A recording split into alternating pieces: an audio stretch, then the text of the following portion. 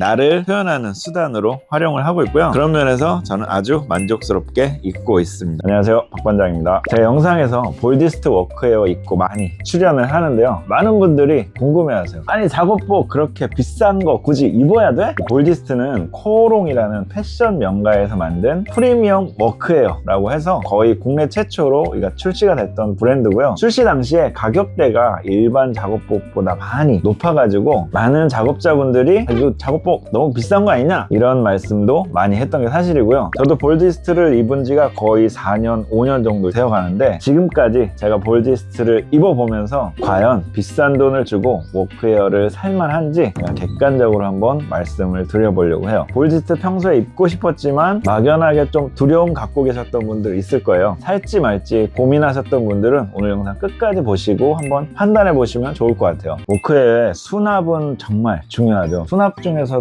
핸드폰 수납이 정말 중요한데, 이렇게 아우터를 입을 경우에는 가슴 쪽에 있는 이런 포켓에 수납을 하는 게 가장 좀 편하더라고요. 수납 스타일이 종류마다 좀 다르고 어떤 거는 또 되게 불편한 것도 있어요. 그래서 한번 끝까지 잘 보시고 판단 한번 해보세요. 일단 이런 게 기본적인 형태 같아요. 벨크로, 찍찍이라고 하죠. 찍찍이가 있어서 휴대폰을 이렇게 넣을 수 있는 타입인데, 대부분의 볼디스트 포켓은 좀 넉넉한 사이즈여서 이렇게 큰 사이즈의 핸드폰도 무리 없이 수납이 되는 형태입니다. 벨크로가 편한 게 이렇게 한 손으로도 쉽게 넣었다 뺐다 할 수 있는 점이거든요. 그 벨크로 타입은 가장 기본적으로 쉽게 수납할 수 있는 형태라고 보시면 될 것 같아요. 그 다음은 이런 지퍼 타입인데요, 옆에 달려있는 지퍼입니다. 이것도 굉장히 좀 편한 방식인데, 지퍼가 이렇게 옆부분에 있어서 한 손으로도 열고 닫고를 편하게 할 수 있거든요. 연 상태에서 휴대폰을 넣어주고 바로 이렇게 닫을 수가 있는 거죠. 이 방식도 좀 편한 방식이에요. 그 다음은 단추인데요, 이렇게 똑딱이 스타일로 돼 있는 건데, 요거는 조금 호불호가 있을 것 같아요. 한 손으로 쉽게 딱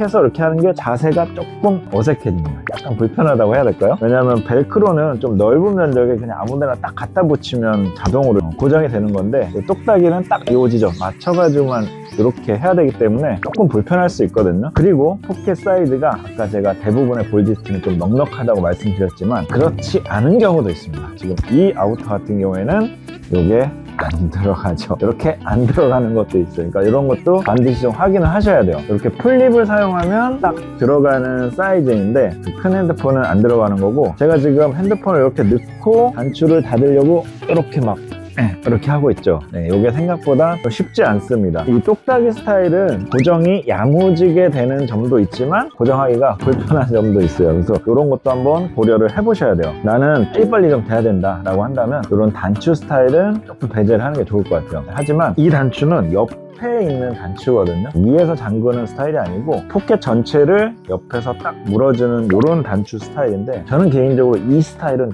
굉장히 편하더라고요. 이렇게 엄지로 이 부분을 딱 잡고 딱 하기가 좀 편하거든요, 생각보다. 그래서 이런 단추 스타일은 괜찮습니다. 오른쪽에도 이렇게 포켓이 있는데, 오른쪽 포켓이랑 비교를 해보시면 오른쪽은 이렇게 넣었다가 안 닫히죠. 요만큼 짧아요, 요만큼. 제가 뭐 갤럭시 노트나 울트라 같은 거 쓰시면은 반드시 이 포켓 길이 확인해 보셔야 돼요. 애매하게 이렇게 돼가지고 안 닫히면 정말 짜증나거든요. 아무튼 이렇게 덮개형으로 된 이 똑딱이는 고정하는데 한 손으로 좀 무리가 있는 스타일이고, 이렇게 옆부분으로 돼 있는 거는 생각보다 편하게 이렇게 잠글 수가 있다는 거죠. 기본적으로 오른손 잡이인 분들은 왼쪽 가슴에 넣는 게 아무래도 편하실 거예요. 이 조끼 같은 경우에도 옆 단추 스타일이죠. 제가 생각보다 편하다고 말씀드렸던 이 옆 단추 스타일. 근데 이게 또 옷마다 포켓의 크기가 또 다 다르기 때문에 잘 되는 것도 있고 잘 안 되는 것도 있어요. 그래서 한 번씩 확인을 해보셔야 되고, 이 지퍼가 위에서부터 옆으로 이렇게 열리는 타입도 있습니다. 이렇게 넣으셔서 이렇게 하셔도 불편함 없이 쓸 수 있는 타입이에요. 이렇게 한 손으로도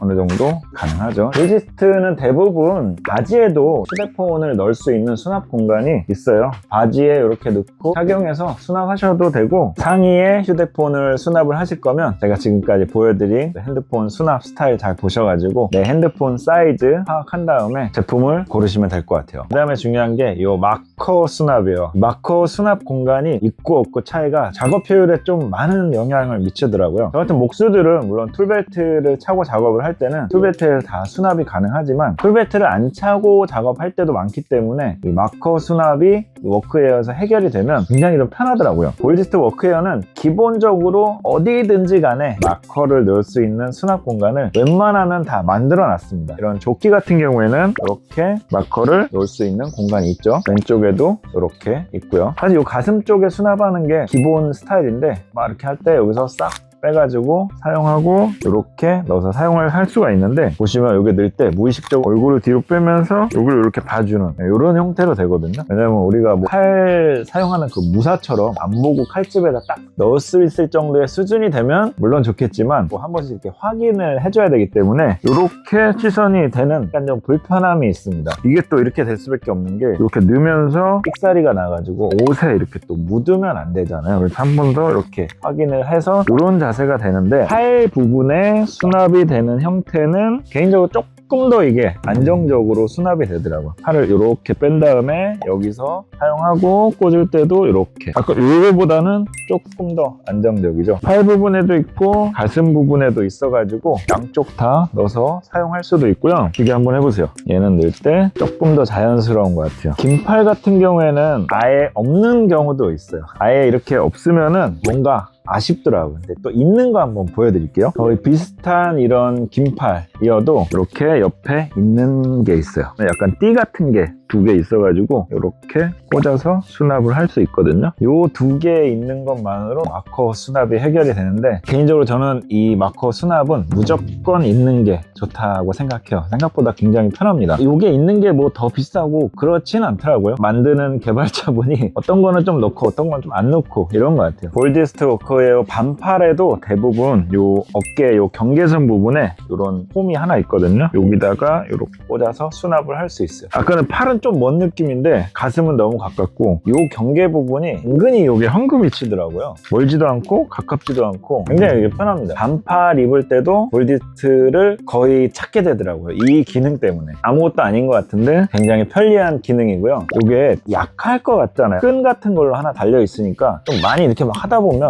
끊어지고 막 할 것 같은데, 제가 지금까지 입으면서 요게 끊어지거나 찢어지거나 떨어진 적이 한 번도 없습니다. 이런 부분을 굉장히 내구성이 좋게 잘 만들어 놨어요. 온라인으로 바지 살 때 팁 하나 좀 알려드리자면, 일단 옷은 매장에 가서 직접 입어보고 사는 게 가장 좋긴 한데요. 매장이 먼 경우도 있고 매장에 모든 제품이 다 전시가 되어 있는 건 아니라서 온라인으로 구매하시는 분들이 아마 더 많으실 거예요. 저도 99.9% 거의 다 온라인으로 구매를 하는데, 이 바지가 같은 30 사이즈라도 조금씩 차이가 나더라고요. 핏이 바지마다 다 다르다는 거죠. 어쨌든 가장 중요한 건 사이즈와 내 몸에 맞는 핏을 정하는 게 중요하니까, 처음에 옷을 구매하시면 봉투에 이렇게 탭이 같이 붙어서 오게 되는데요. 이 탭을 띄지 마시고 일단 바지를 한번 먼저 입어보세요. 입어보고 안 맞으면 사이즈 교환할 수가 있거든요. 저도 한 3개 정도 사면 2개 정도는 교환을 하는 것 같아요. 원하는 사이즈 항상 정해져 있어도 어떤 거는 진짜 제 몸에 딱 맞기도 하고 어떤 건 또 한 치수 작게 입어야지 맞기도 하더라고요. 교환이라는 시스템을 잘 활용을 해야 되니까, 아예 상품을 처음에 구매를 할 때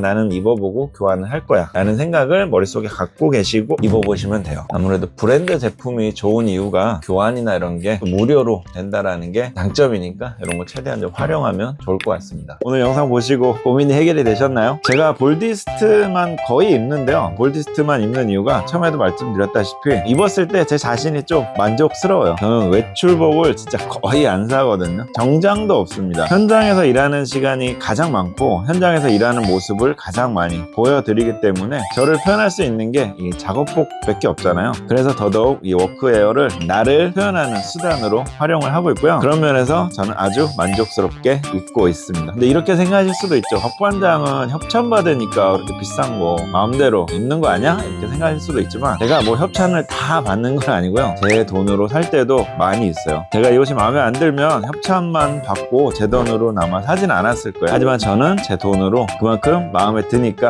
내 돈으로 또 사서 입는 거겠죠. 볼디스트 워크웨어 구매해볼까? 망설였던 분들, 오늘 제가 알려드린 구매 전 체크리스트 그런 것도 참고하셔가지고 구매하시면 도움될 것 같습니다. 오늘 영상 도움이 되셨다면 구독과 좋아요 부탁드리겠고요. 또 다음 시간에 찾아뵙도록 하겠습니다. 감사합니다.